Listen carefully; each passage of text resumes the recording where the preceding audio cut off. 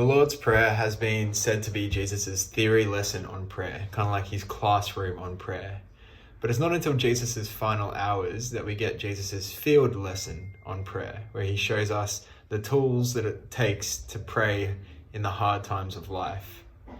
We see him praying the prayers that he taught, not in the quietness of a retreat or in the silence of an escape or anything like that, but he prays these prayers in the difficulty of life.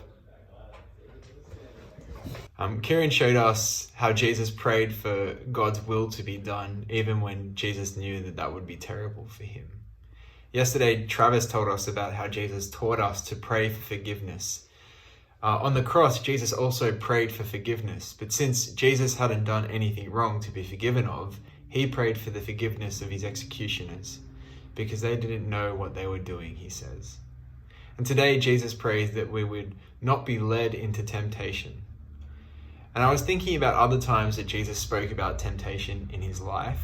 And the only time that's recorded for us is again in the Garden of Gethsemane, when he says to his disciples that they should pray that they will not fall into temptation. This is what he says, Luke 22. On reaching the place, Jesus said to them, "Pray that you will not fall into temptation." And then a few verses later, he says, "Why are you sleeping? Get up and pray so that you will not fall into temptation." Now, temptation is a bit of a funny word. It's often associated with things like eating junk food or something silly like that. But I think Jesus is praying that we would avoid temptation I think Jesus isn't praying that we would avoid temptation. Let me start that bit again.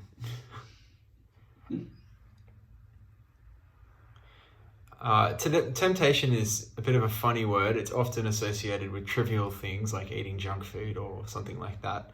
But I don't think Jesus is praying that we would avoid the temptation to have KFC for lunch rather than a tin of tuna. He is praying that we would not be led into temptation to sin. He is praying that we wouldn't be like Adam and Eve in the garden, the other garden, who believed the serpent and thought that life with God, living his way, isn't as good as life our own way. And temptation is often unavoidable for us. Temptation from the world comes to us. We don't invite it, it just appears.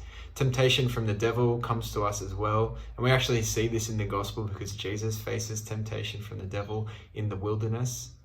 And then temptation comes from our flesh as well.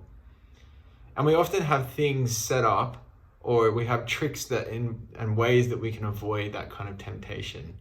You know, maybe we've decided that we'll avoid certain places or certain people. Some people have web filters set up to avoid ads or other things that are tempting on the internet. We make sure that we get enough sleep or that we eat enough food so that we don't respond poorly to situations just out of tiredness or hunger. So we set up ways to avoid temptation. But I wonder if we really take this prayer of Jesus seriously. Do we really pray that we would not be led into temptation? And beyond that, do we take this prayer as a tool with us into the field as we go about living our lives? This prayer that Jesus has taught us, it can go with us into our day. It can go with us to work. This prayer can go with us when we visit our girlfriend or our boyfriend's house. It can go with us when we go to have dinner with our friends or when we go to the pub with our friends. This prayer is a good one to have in your utility belt to help you to live God's way, which is the way that ultimately leads to life.